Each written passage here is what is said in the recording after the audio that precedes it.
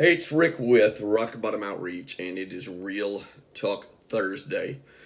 So, I know that most people have one of those Echo devices, and basically, it's the greatest thing next to sliced bread ever.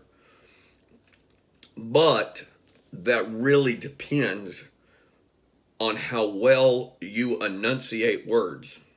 Okay, because it can be great at requesting certain music, the temperature. But if you have a strong country slang, you have a communication problem, and it can be very frustrating. That I stood there for 15 minutes trying to tell, I think her name is Alexa, because I can't even remember her name. That I have a sticker on top of that thing, so I call her by the right name. So part of the problem with our communication is I'm probably calling her by the wrong name. So I think for spite, she is she is intentionally trying to frustrate me by pretending like she does not know what I'm saying, even though that little girl or lady in that machine knows perfectly well what I'm trying to say, and she's just refusing to respond appropriately to my request. It is called Real Talk for a reason. And I know there are certain words I do not say like everybody else. And and everyone has different accent. Like, are you from Jersey? I mean, well, I can't do that, but like, different accents, stuff like that. You got soda and pop. What? Example, over in England and France, had and I'll never forget, her name was Beth. She offered me a banana. A what? A banana. She holds it up, and I said, "That's a banana." See, but we're saying the same thing, but it's different.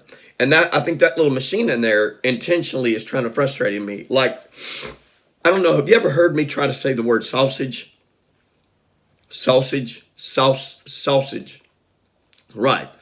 Or I call it Decatur. I call it Durant. But again, we a lot of times think with God we have a communication problem, that our prayers are falling on deaf ears because we're not saying the right words. We're not churching it up enough. And that is incorrect.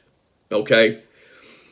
And my point is this. The Bible talks about, don't stand on the street corner and praying and bringing all this attention to yourself. And it says, like the hypocrites, talks about going into the closet, basically being one-on-one intimate with God, and that communication. I'm going to tell you, I've been to some Sunday night prayer meetings, and a lot of times people want to go eat, and the closing prayer took 35 minutes.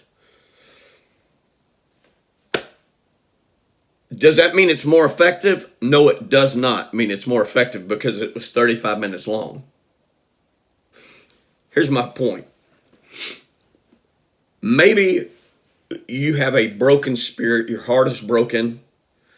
Psalm 120 says, I call on the Lord in my distress, and he answers me. Okay? I call that a 911 prayer. And that's okay. Lord, help me. Maybe you don't know what to say.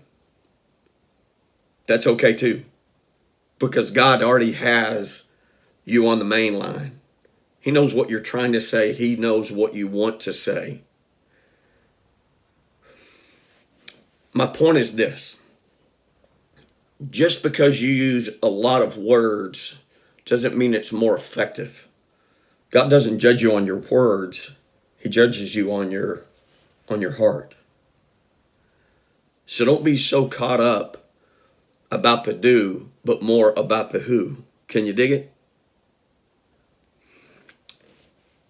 As for me and that thing in my bathroom, the Alexi or whatever her name is, we obviously have got to work on our communication style because it is not effective. Because I still have not got her to play the song that I have requested for 15 minutes.